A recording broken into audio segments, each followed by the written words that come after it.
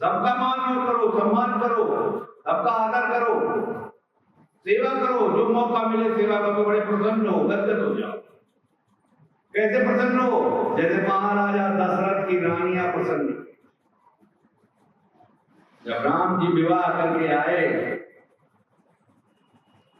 और साथ में वशिष्ठ जी और विश्वामित्र जी जो गुरु भी थे दोनों, और साथ में और श्रेष्ठ ऋषि मुनि और ब्राह्मण जन थे, भीड़ थी अच्छे लोगों, महान लोगों, और बारात से लौट कर आए थे, रथों से आए थे। आज के टांगे देख लो तो बैठ के कितना दिक्कत होती है, और सड़कें भी तो थी नहीं है, ऐसे कंक्रीट की सड़कें थी, जंगलों से होते थे। 7 दिनों में बारात वापस हुई थी मिथिला से। मिथिलांचल कहाँ है? बिहार में। बिहार नेपाल के बॉर्डर में, आधा भाग नेपाल में था और आधा भाग बिहार में। वहां से बारात आई अयोध्या, और आगे आगे दूध चल रहे थे। उन्होंने जा करके रनिवास में खबर दी कि राम जी की बारात आ रही है, आप लोग तैयार हो जाओ द्वार पे स्वागत करने के लिए। तो जैसे ही पता चला कि भीड़ आ गई है द्वार पर, श्रेष्ठ जनों की, गुरुजनों की, गुरुजनों की भीड़ है,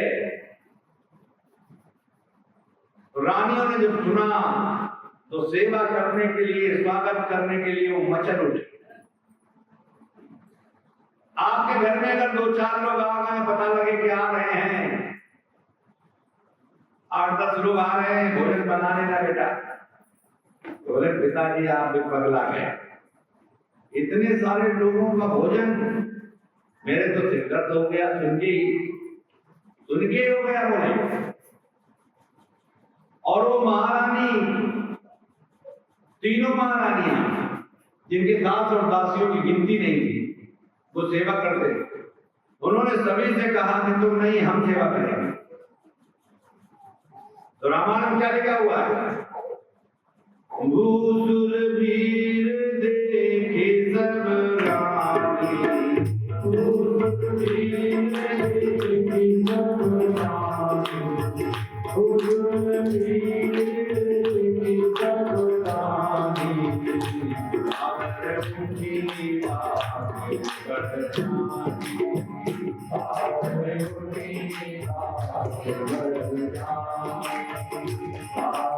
उनकी आगे बढ़ जानी, आदर से उठी है और अपने सौभाग्य को सराहा है, मन में प्रफुल्लित हुई है आज खूब सेवा करने के लिए। आज के लोगों को महिलाओं को कितना अच्छा लगता है, कितनी उमंग होती है, आप लोग तो जान सकती हैं, हरी में बताने की जरूरत। वो महारानियां हैं, सब काम दास दासियां करते हैं, लेकिन स्वयं आदर से उठी है और अपने सौभाग्य की सराहना करते हुए अपने अपने हाथों में सोने के कलश में जल भर लिया है और सोने की परातों को ले लिया है। और कौन है? तीनों रानियां हैं, द्वार पर पहुंची हैं, बाहरी द्वार पर पहुंच गई और जाके क्या करती हैं?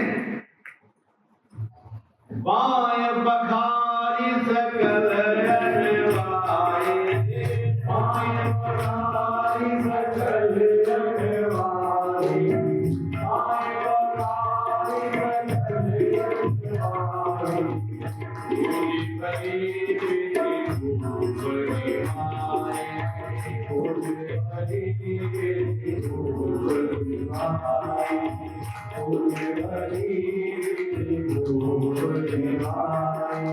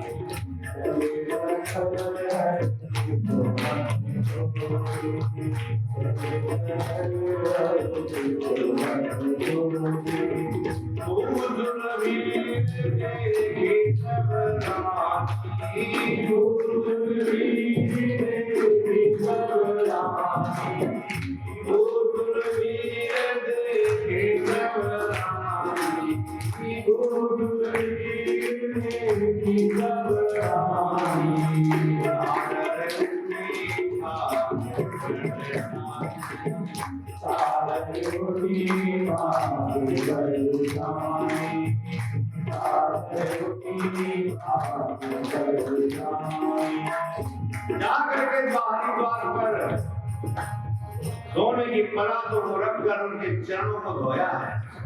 बाएं पखार सकल अनवाई राजा दशरथ की चक्रवर्ती सम्राट की रानियों ने सभी श्रेष्ठ जनों को चरण प्रहार कर स्नान कराया है। जरा विचार करें, आपकी बुद्धि में तो मलिनता आ जाएगी। स्त्री ने स्नान करा दिया है, हमसे बिना पूछे चरण धो दिया है, तुमने किसी से बात कर ली, तो बड़ी गलत बात हो। आज के समाज में इतनी कुरीतियां और इतना विध्वंसक भ्रम पैदा हो गया है कि उनके अंदर तो भाव जैसे विषय और भोग और वासनाओं के अतिरिक्त कुछ है ही। जैसे चोर को सब चोर ही नजर आते हैं, ऐसे भोगी और विषयी को सब विषयी और भोगी ही नजर आते हैं। इतनी गलत दृष्टि हो गई है, भला सेवा कैसे करें? कोई सेवा कर सकता है? सवाल ही नहीं उठता। राजा दशरथ की रानियां निर्बाध गति से सेवा कर रही, और जो बहुएं आई हैं और कुमार आए हैं थके हुए हैं, उनको भी सबको सेवा में लगा दिया। बधुन सहित कुमार सब, देखिए, और गोस्वामी जी ने एक आधे दोहे में ही सब पूरा परिवार लिख दिया। 4 कुमारों लिख दिए और 4 बहुएं भी लिख दिए, और राजा दशरथ को उनकी 3 रानियों को भी लिख दिया। बधुन सहित कुमार सब करके बहुएं आ गई, और रानी सहित महीप, 3 रानियां राजा दशरथ की आ गए, और आधा ही हुआ। क्या आधा दुआ हुआ? बधुन सहित कुमार सब और रानी सहित महीप, पुनि पुनि बंदत गुरु चरण, देत आशीष मुनीस, बहुविध कीन गावे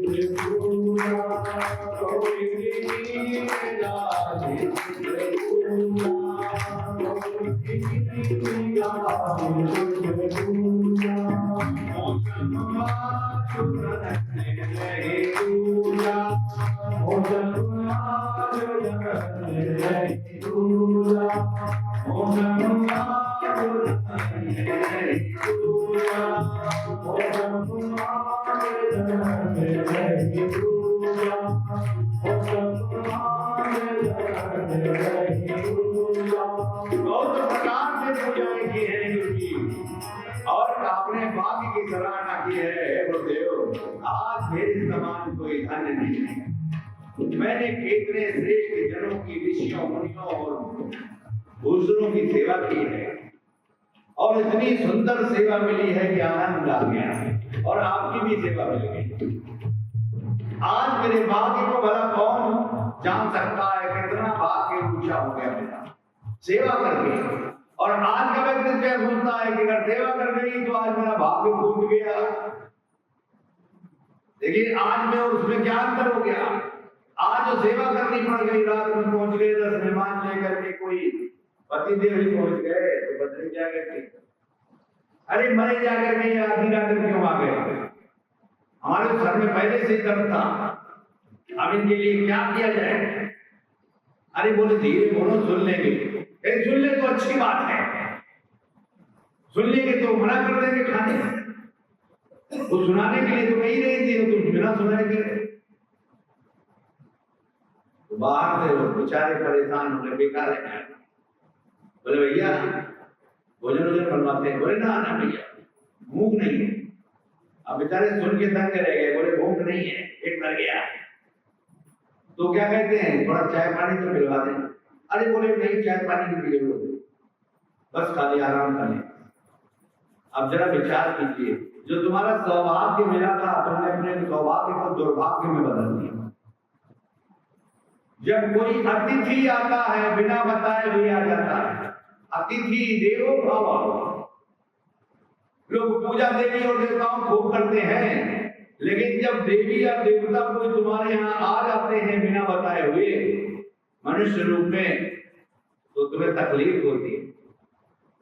और जब तकलीफ होती है तुम्हारे यहाँ कैसे आएंगे? वो अपने पूर्व रूप में नहीं आएंगे, वो रूप को अपने छुपा के आएंगे। और जो छुपा के आएंगे तो जो व्यवहार तुम करोगे वही प्रकार की तुम्हें आशीर्वाद देके चलेंगे।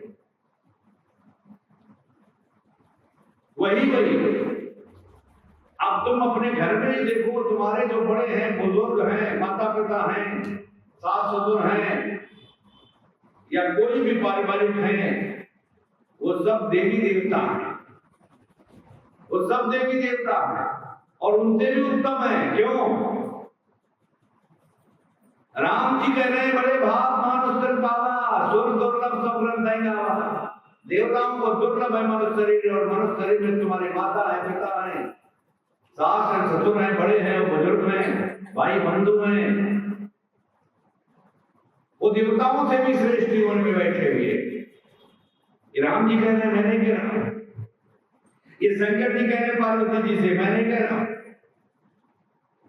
अब उनकी सेवा करना पूजा करना है। पूजा किसको कहते हैं? पूजा का मतलब ये नहीं है थोड़े फूल ले आओ, थोड़ी बेल पत्र ले आओ, थोड़ी माला ले आओ, थोड़ा ये ले आओ, थोड़ा वो ले आओ, अक्षर ले आओ, थोड़ा चंदन ले आओ, थोड़ी तमाम चीजें चढ़ा दे बोली पूजा। ये नहीं पूजा है। पूजा सेवा को कहते हैं। अगर तुम बड़ों की, बुजुर्गों की सेवा करना सीख गए हो तो समझो तुम पूजा करना जानते हो। प्रेम से पैर छू जाकर के दोनों हाथों से। अब लोग कैसे पैर छूते हैं? अब तो धीरे धीरे लोग घुटने और घुटने के ऊपर चले गए। जो पैर छूते हैं वो भी कहां तक चले गए? ऊपर गंगा में पहुंच गए। पाँव नहीं छूना चाहता, बोले पाँव कैसे छूने? बोले पाँव गंदे हैं, तुम्हारे कैसे छूने? गंदे हो जाए। जब तुम्हें प्रणाम करना नहीं आया तो पूजा कौन करेगा भाई? और ऐसा क्यों कर रहे हो?